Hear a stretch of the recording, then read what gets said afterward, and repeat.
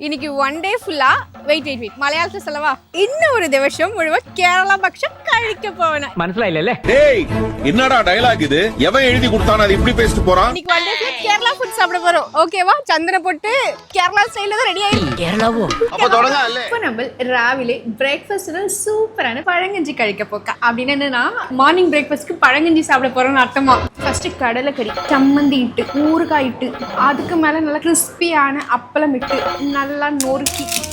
நல்லா மிக்ஸ் செய்து അടിപൊളിയായി ഇപ്പൊ ആഫ്റ്റർനൂൺ ലഞ്ച് ഒരു വലിയ കേരള മീൽസ് കളിക്കാം കേരള റെഡ് റൈസ് பிக்கல் இஞ்சி புளி சாம்பார் ரசம் மோர் குழம்பு பொரியல் அவியல் பப்படம் இது எப்படி சாப்பிடணும் அப்படின்னா சாம்பார் ரைஸ்ல ஊத்திடணும் ஒரு மிக்சிங்க போட்டு பப்படத்தை எடுத்து சப்பால்னு ஒரு அடி அடிச்சு அப்படியே சாப்பிடணும் அவ்வளோதான் நெக்ஸ்ட் வந்து ஒரு வலிய தலശ്ശേരി பிரியாணி சாப்பிட போறோம் அந்த தலശ്ശേരി பிரியாணில அந்த பெப்பரோட ஒரு பஞ்ச் இருக்கும் அந்த பஞ்சோட ഏയ് എന്താ ഓമനെ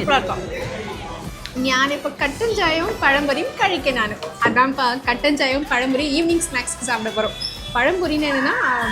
வாழைப்பழ பஜ்ஜி இது வந்து நேந்திர பழத்துல செய்வாங்கன்னு நினைக்கிறேன் வியர்ட் ஃபுட் காம்பினேஷன் நல்ல கட்டன் சாயா ஆனா சூடு இல்ல மலையாளத்துல பேசிட்டு இருக்கேன் நானு நைட் டின்னருக்கு 2 கேரளா ஐட்டம்ஸ் வாங்கியிருக்கோம் வாவ் இது வந்து பால் கப்பா அது கூட வந்து மீன் குழம்பு இது வந்து கேரளாவோட கிளி பரோட்டா இந்த பால் கப்பா வித் மீன் குழம்பு காம்போ அடிபொலி காம்போ கிளி பரோட்டா கிழிஞ்சிருது அதனால கிளி பரோட்டான்னு வச்சிருக்காங்கன்னு நினைக்கிறேன் அது கூட கொஞ்சம் முட்டை கொஞ்சம் சிக்கன் ஒரு புடி